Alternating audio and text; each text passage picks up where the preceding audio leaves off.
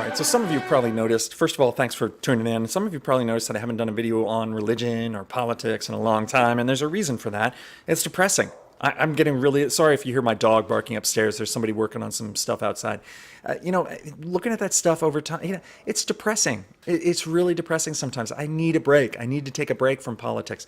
The political situation in our country right now is horrible, and I don't care if you're Democrat or Republican. There's a political war going on right now. It's basically a civil war without shots being fired. And I like to read about it. I like to keep informed. I think everybody should, because it's something that's going to impact your life and mine. But at the same time, I don't feel the need to do any more videos on that stuff for the time being. So I'm sure you can get that from other channels. Just let me take a break, and I'll come back to it eventually, perhaps. What I want to talk about today is basically hobbies and wargaming. And I told you in a previous video here, I don't know where it'll show up, pew, pew, pew. But I told you in a previous video that I was getting back into wargaming, and I am. And I really tried to take a look at Warhammer by Games Workshop. Now, when I was in wargaming, it was way back in the 80s. Games Workshop was just starting out, and they were putting out models that were decent. But there were other games going on that were pretty popular too. Besides, I don't know the background totally of Warhammer, War Machine, Warhammer 40K, 30K. So I don't know what was going on in the 80s, which of those was happening in the 80s. But I didn't play it. I was playing stuff like Micro Armor, like Striker. That was in the earlier video, a Traveler Universe tabletop wargaming system. I was even playing Chainmail. Some of you may know how old that is. That really dates me.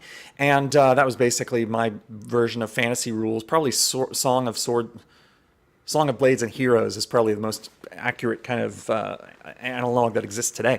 But anyway, so I was doing that kind of stuff, never got into Warhammer. But now that I've returned to painting miniatures and I'm thinking about getting my kids into the game, I went all excited and watched tons of YouTube videos and just have been researching, okay, what should me and my kids play, et cetera, et cetera, et cetera. And then I got to the prices on Games Workshop stuff, and my jaw dropped. Okay, I have a background not just in tabletop wargaming, but in scale model building. And for the price that I pay for a 60 bucks, let's say, for $60 in a 135 scale, model, you would get the cream of the crop. You would get an incredibly detailed 148 scale airplane or 135 scale tank that would just knock your socks off. It would be phenomenal in detail, size, number of parts, etc. You could probably get some etched metal parts and resin aftermarket parts as well thrown in for 60 bucks. So for that price point, I'm expecting a lot.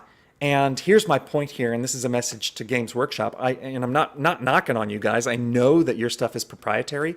I know that this stuff that you've put out is not like a tank from World War II that has no intellectual property associated with it. Anybody can make a model of a Sherman tank, and so you can price things that however you want. That's your right, fine, not arguing that. But what I'm saying is I'm a dad with money.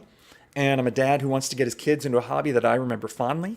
And so when I go and look at Games Workshop products and I see that kind of a price tag for the little that you get in a model kit, my answer to that is no way. I'm going to go play Song of Blades and Heroes with my existing D&D figure collection and cut costs that way.